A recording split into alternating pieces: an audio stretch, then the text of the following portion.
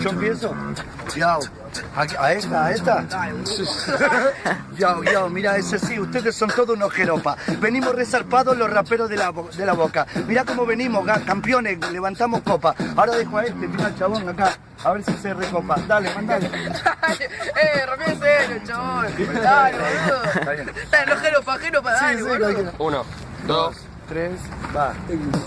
Yo, eso sí, soy un padre prolijo. ¿Sabes qué? Comparto la cultura hip hop con mi hijo. Es así, en algunas cosas ni me fijo.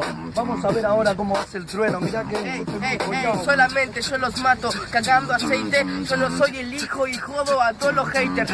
Yo en serio mato, este rap es un deleite. Hey man, no vas a bardear si sos un gamer. Es así, mirá, como en esta me la banco. Yo a cualquiera vengo y lo desbanco, me destaco. Mirá cómo hago un gol de taco, te hago un gol de arco a arco. A ver, hijo de puta, aprende lo que es un poco de hardcore.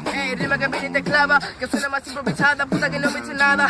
Es un gol de taco, está comiendo goleadas. Mi rap y viene clava, rima improvisada. Negro, mi hip hop te nada, con el flow que mata a tu grada. Es así, mirá, vengo y escupo mi veneno. ¿Sabes qué? Soy un orgullo para mí que este sea mi hijo, el trueno. ¿Sabes qué? Esto es algo en mi vida que hice algo bueno. Vamos a ver ahora cómo prendemos fuego todo como Tolueno.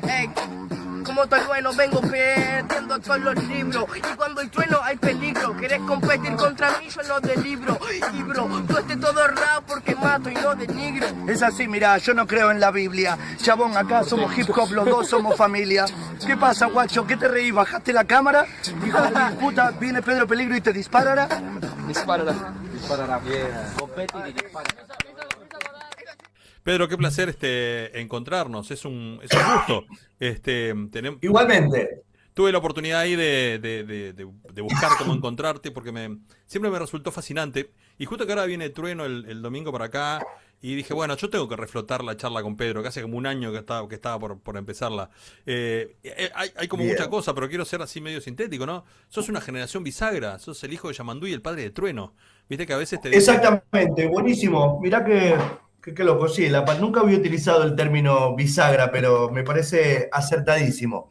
Sí, la verdad que hay como un linaje en general con una cuestión del arte y el compromiso ideológico a través de él, ¿viste? Porque si bien mi padre fue un cantante de época, para mi gusto, un trovador completamente de época que formaba parte de un imaginario muy clásico en la época de aquellas personas sensitivas y que tenían interés por el cambio a nivel humano, ¿no? Digo, más allá de las cuestiones políticas, donde cada uno tiene su visión personal, era un tipo que estaba preocupado por un poco la parte humana a través del arte y la cultura, que eso me parecía súper interesante. No solo él, sino todo un marco de personas que conocí al reconocerlo a él, porque yo estuve 10 años sin ver a mi padre por la dictadura y justo me tocó a mí en una de las partes de las infancias más importantes, de 2 años a 10. Entonces, cuando lo conocí todavía tenía la inocencia del niño, pero ya el interés del adolescente, y eso me dejó poner atención en un montón de cosas que aprendí junto a él, sobre todo en este plano de cómo un artista debe llevar un poco su energía, ¿no? Me acuerdo de estar en un bar que se llamaba Outes, que era donde se juntaban todos, y encontrarme con el Numa Moraes, con Alfredo Citarrosa, con Pedro Aldrovandi, un gran dirigente, digamos, un político que estuvo en Cana 10 años, el gallego Capela, bueno, y así un sinnúmero de artistas donde pude, siendo un niño adolescente, escuchar todas sus charlas con respecto al exilio, ¿no? Y eso me forjó de una forma que a esta altura de la vida es algo que lo tomo como un gran peldaño, ¿no? en esta cuestión que es el construirse. Así que, sí, claro, no solo mi padre, sino mi abuelo ya también venía con un vínculo al arte plástico. Justino Palacio estaba súper vinculado a lo que es las artes en la pintura y la escultura y un montón de otras cosas. Así que sí, realmente es como un linaje de perseverancia en lo artístico también, ¿viste? Porque Sí. No quiero dejar afuera a tu madre, es que ahora eso lo después te que... voy a preguntar por ella también, porque tu madre tiene que ver con Bueno, Catalina por Azul y todo lo supuesto, demás, que ¿no? Dios la tenga en la gloria, se fue hace poquito y también es Claro, como tu la madre otra tuvo pata. una... Pero ahora después te voy a preguntar por tu madre, pero viste, estaba siguiendo y ahora que hablaste de tu abuelo también, todo ese hilo, ¿no? Que tiene que ver con más allá de dónde está la izquierda políticamente a la altura del partido, ¿no? Decir, bueno, están en el frente, está fuera del frente, no que sé. Hay como una sensibilidad Sí. que se ha transferido en el ADN, Totalmente, porque que hay es una sensibilidad de izquierdas e izquierda izquierdas. desde el lugar Sí, humanista. totalmente. Totalmente. Obviamente que he tenido mis idas y venidas. Digo, mi padre es un tipo que lo primero que me regaló en mi vida fue el manifiesto del Partido Comunista. Y yo con 12 años lo leí, obviamente.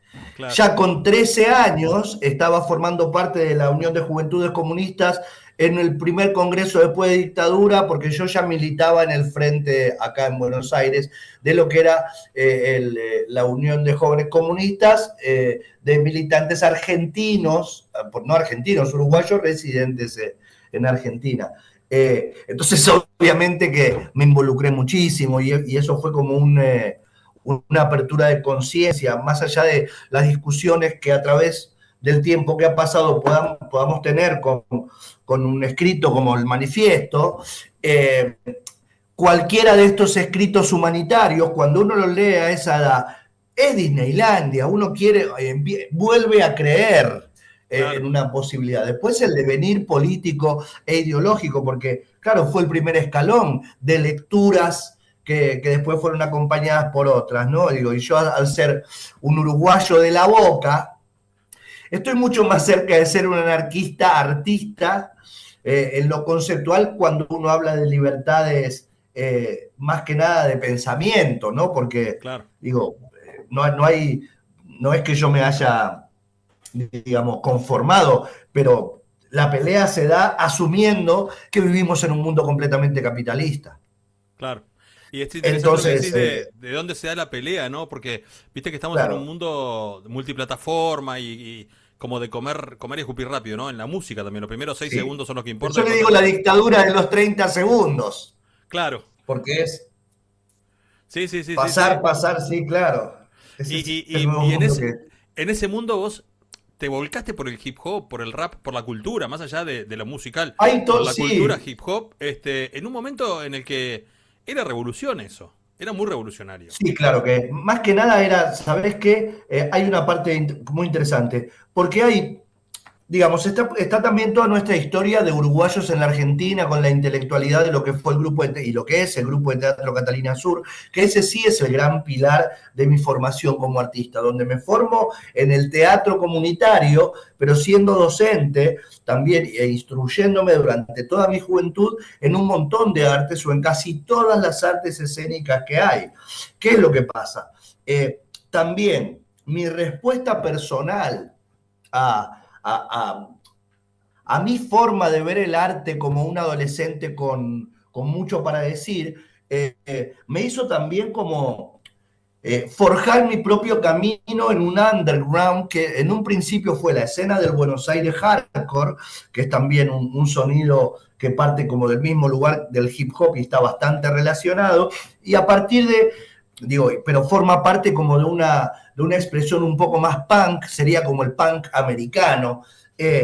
Después cuando la madurez, y esto no quita nada al hardcore, sino la madurez personal hace que las mismas verdades yo ya no las quiera gritar con la furia adolescente, sino en este nuevo formato que también es parte exactamente de lo mismo, porque es como la transformación de la tristeza el intento de comunicación de realidades adversas de un sector determinado de la población. Entonces, la cultura hip hop, que es la respuesta, digamos, a todo lo que pasa en la ciudad, desde la ciudad y para la ciudad, digo, a veces en contra de su propiedad privada, como en el caso del graffiti y estas cosas, tienen que ver con una respuesta súper personal que no tenía que ver con las herramientas que se me habían dado, que eran geniales, que me formaron y que eran mi trabajo también. Entonces, en una suerte de hobby personal, donde uno descarga ahí lo que no puede decir en otros escenarios, donde uno es su propio director. La cultura hip hop tiene más de 50 años y sin hacerme como el grande hip hopper, es la que tiene agarrada de las bolas a la industria en general. Digo, no solo de música, sino de indumentaria y de un montón de otras cosas. Entonces digo, tiene más que ver con eso, con la respuesta de un ángel con la cara sucia, ¿sí? Con ese grito adolescente de verdades que no se pueden decir de otra forma. Hoy día sí, con el tiempo también pude como equilibrar el tema de lo aprendido en el teatro comunitario como herramienta de transformación social y estas otras herramientas que también digo, porque para mí, si vos me decís, tarjetería española, sí, lo podemos utilizar como una herramienta de transformación social. Cualquier actividad es un pretexto para el contacto con otras personas, ¿no? Digo, también habla del gusto de cada uno por esto de la filantropía a través de la herramienta que uno aprendió a desarrollar, porque creo que el hip hop tiene mucho de eso, ¿no? De comunidad y de fraternidad, ¿viste? Claro, claro. Vos, ¿qué herramientas te dio tu padre, por ejemplo? Por encima me hablabas del teatro comunitario y del teatro de Catarina Sus, Sí, que mi está padre, en directamente sus vinculado a grandes... tu madre, eso, ¿no? Bueno, sí, mirá, mi padre, voy a ser completamente... Vamos a charlar entre amigos, porque Dale. si no, viste, vamos a charlar entre amigos.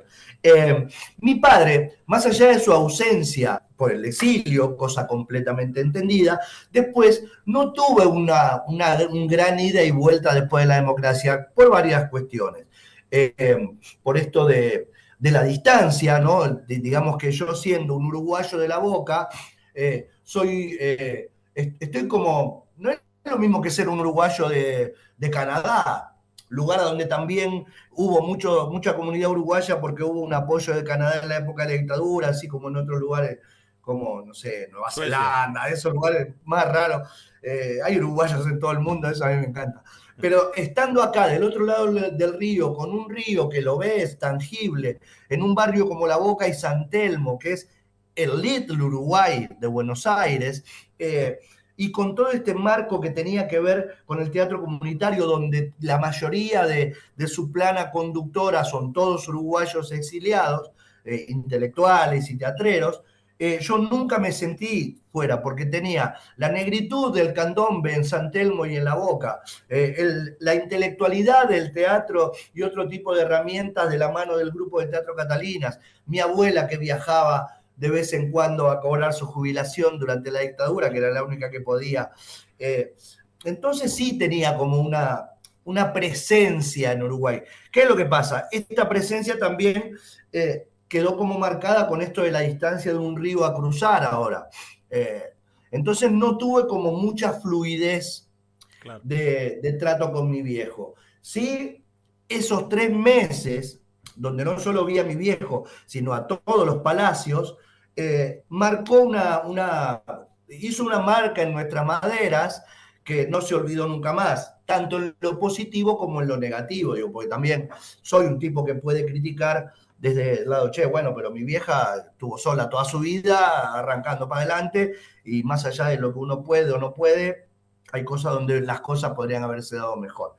Sin embargo, antes de que mi viejo fallezca y todo eso, le tomé un poco el toro por las astas, porque en mi adolescencia también una vez lo increpé con un montón de verdades que también a mí me sacaron como una cáscara, ¿viste?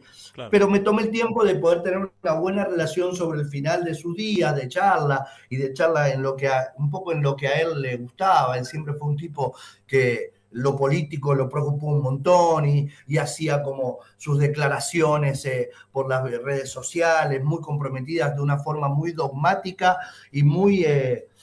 ahora digo, sin ofender a nadie, como arcaica también, pero que a mí me daba un orgullo de un tipo que hasta los últimos momentos no se traicionaba políticamente, ¿viste? Claro. Después podemos hablar de la bohemia, de lo que pudiera haber sido él, de lo que eligió. En algún punto las elecciones que él tomó dependen al imaginario de la época. ¿Sabés cuando me di cuenta? Cuando leí la carta del Che a los hijos.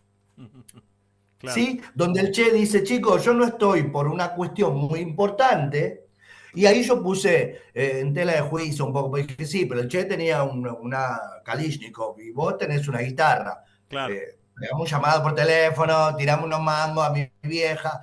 Digo que son las cosas que pasan, la bohemia artística que es perdonable porque también es una forma de ver de acá. Andás a ver el tipo, nunca le interesaron los negocios, nunca le fue bien, siempre lo que hizo fue tocar la guitarra en algún punto en marcos políticos, siempre.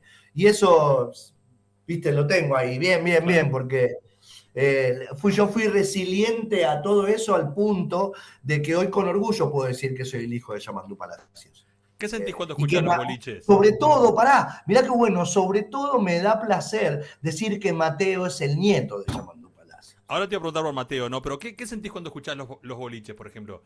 Porque no hay generación Porque en Uruguay a mí que no me sea... encanta, yo soy de escuchar, estoy tratando de samplear algunas cosas de una canción que me encanta, que se llama Pobre Martín. Sí. Digo, yo soy fanático de muchas canciones de mi viejo, incluso cuando él venía para Buenos Aires, sobre todo en cuestiones proselitistas, ¿no? Antes de, cuando había elecciones en Uruguay, obviamente que él venía a cantar acá para el frente y para todos los uruguayos en la Argentina, y cosa que sí, esa relación la recuerdo como muy buena, anecdótica, graciosa, porque ya también después, en un tiempo, empecé a ver a mi padre como un niño en muchas cosas también. No lo digo mal, pero cuando y era gracioso el que yo, por ejemplo, fuera de extremadamente hardcore punk, ¿entendés? Y fuera a verlo a él y él, viste, me viera terminándome de decir, bueno, mi hijo, así como hablaba él, mire, mi hijo, lo que yo sí puedo entender es que lo que usted escucha es como el Beethoven de aquella época. Claro, porque en aquella época también había cosas que pateaba el tablero. Digo, Beethoven me parecía como una comparación hermosa, porque era como, viste, por eso te digo lo arcaico, ¿no? Al poder, en este caso, porque Claro. volvía a tomar magia, ¿viste? Que me comparen a Sex Pistols con Beethoven era algo tan genial que nunca nadie lo había hecho de la forma tan clara como lo hizo él. Y a partir de encontrar esos lugares de encuentro, empezamos a entendernos de una forma mucho más piola, porque habíamos encontrado un poco la forma, ¿sí? Claro. Digamos, después con el tiempo sí llegamos a la conclusión de que tanto él como yo, todavía Mateo no había nacido, éramos cantantes de protesta.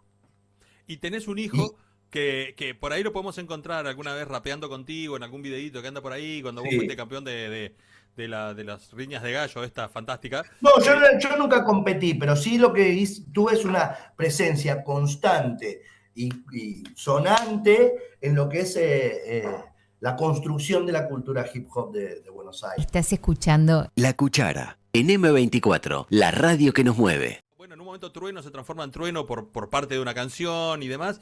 ¿Y cómo vivís esto de...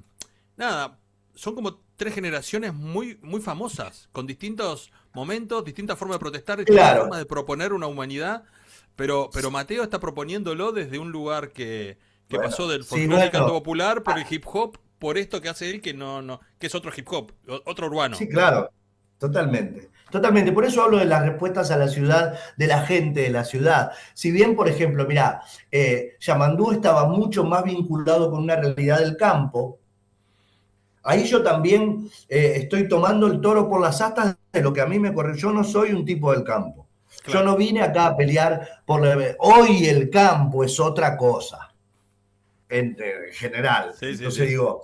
Y no quiero con esto decir, hoy el campo lo hemos perdido, sino que, digo, hoy simplemente el campo es otra cosa. Y la verdad que el contexto en el cual yo me crío es la ciudad y soy un cantante de protesta que toma las herramientas de la ciudad. En eso está muy bien. Y después en las magnitudes, obviamente que cualquiera de los tres, con la misma pasión y con la misma entereza y con la misma racionalidad de pensamiento, ejerció siempre lo que hace. El tema es que a mí me encanta esto de cómo se fue avanzando un poco en la calidad de escuchas que puede tener el mensaje Palacios, si él lo podemos ver de alguna forma, tomarlo así. Claro. Claro, hoy Mateo es un tipo que es un artista mainstream. y que siendo un artista mainstream no pierde esa visión de la vida que termina teniendo los mismos valores, no políticos quizá, pero sí humanos, ¿sí? Pero sí en esa misma búsqueda del equilibrio y de entender que nosotros estamos acá para decir, para transformar y para un poco abrir la cabeza de quien de quien lo escucha, ¿no? Porque eso sí es súper importante y creo que todos lo tuvimos en claro. Mateo sí fue el que pudo permeabilizar, ser como una especie, a la actualidad, ser como un Citarrosa y un Yamandú Palacio juntos. Alguien que en el plano de la comercialidad de su trabajo también pudo lograr encontrar su público y su forma para llegar a lo que es lo masivo, ¿no? Digamos, de que muchísima gente te acompañe en el pensamiento, sobre todo. Más allá del género, ¿eh?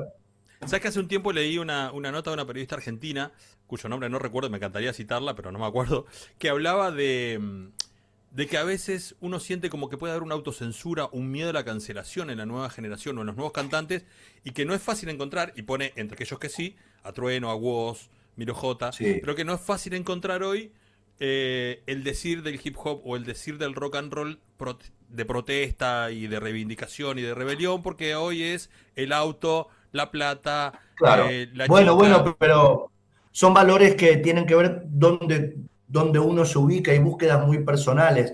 Yo te explico una cosa con respecto a la cultura hip hop, sin salvarla de algunas críticas, digo, sobre todo al modelo más vendido estilo Puff Daddy, estilo MTV, que no es lo que es cultura hip hop, Claro. Zulu Nation, digamos que es paz, amor, unidad y diversión, con 9 elementos, donde los nuevos elementos a partir de que se empezaron a sumar nuevos, contemplan lo que es el conocimiento y sobre todo el conocimiento callejero, que es un concepto muy, muy interesante para ver.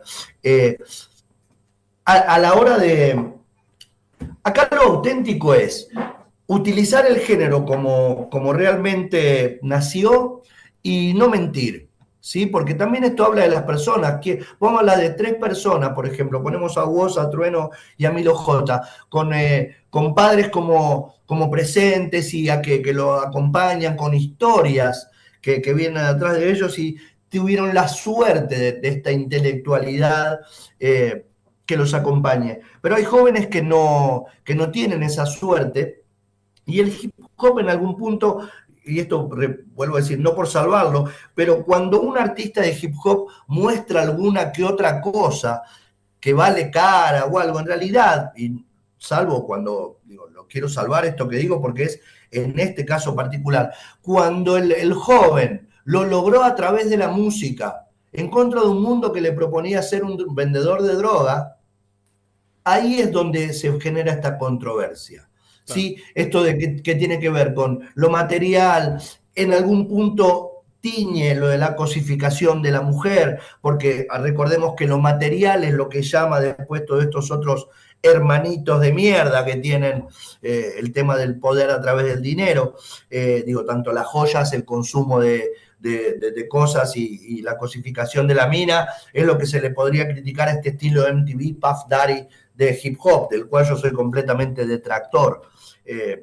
Pero también entiendo el tránsito personal de cada persona, ¿sí? Valga la redundancia, porque hay un camino donde uno se encuentra, ¿sí? Entonces, la suerte que tienen Milo, Woz y Trueno es de que tiene padres presentes alrededor con estas intelectualidades y estas incertidumbres a través de lo humano, a través de la cultura y el arte como transformador.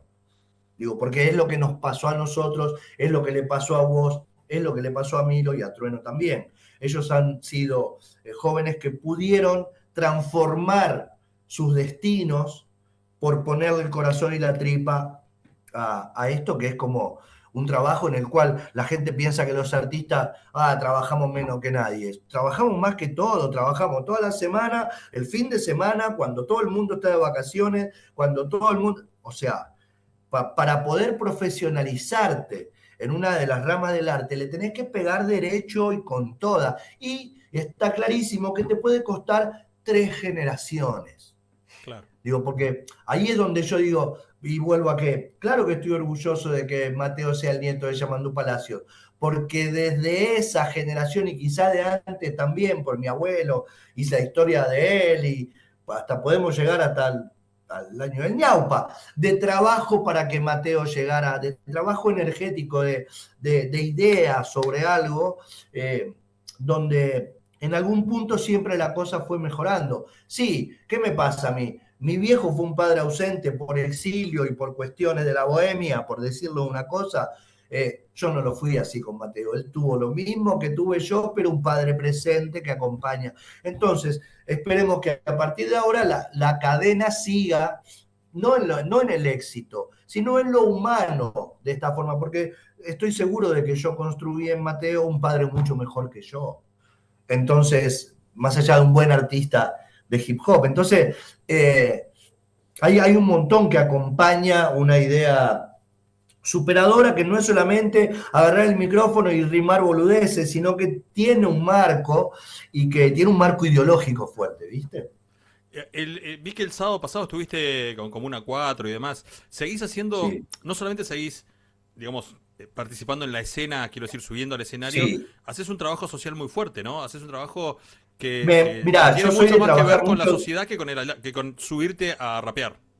Sí, totalmente. Porque si vos me decías qué es lo que más me dedico, por ahí me dedico más a dar clínica de hip hop para educadores, jóvenes y el que quiera, donde también cuento un poco la historia del hip hop en general y cómo esto es una herramienta de transformación social, haciendo creaciones colectivas con la gente, contando un poco de historia y mostrándoles jóvenes que están empezando en este camino y también ponerle o reportaje, artistas. Yo tengo una clínica muy interesante en eso que cuenta un poco la historia. Sí, claro que sigo vinculado a los hip hoppers de mi época, no, yo soy el final del 90 y los 2000, los principios de los 2000 no tuvieron la visualización que debería, un montón de explosión que hubo hip hop en Buenos Aires, que recién gana visualización a partir del quinto escalón y las competencias de freestyle.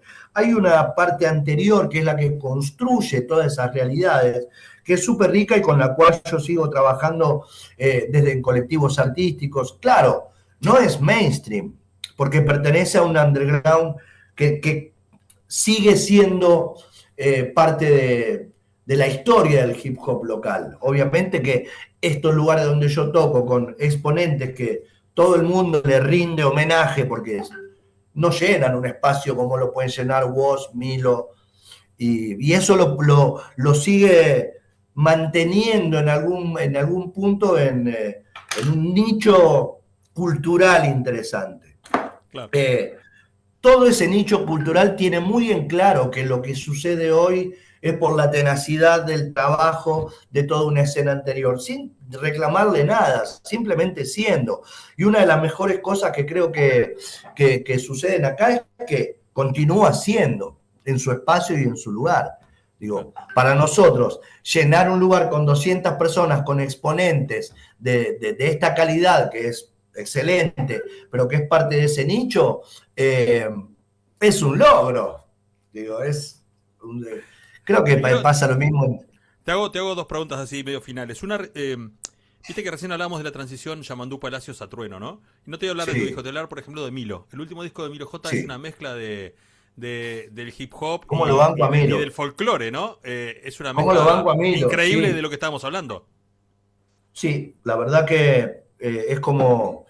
Milo y Mateo son súper amigos, y son buenísima onda entre ellos. Sí, esa diferencia de edad que tienen, Mateo también la asume como, lo mira y dice, este guachín es de lo mejor que hay. Y Milo también lo mira como, mirá, este hermano mayor.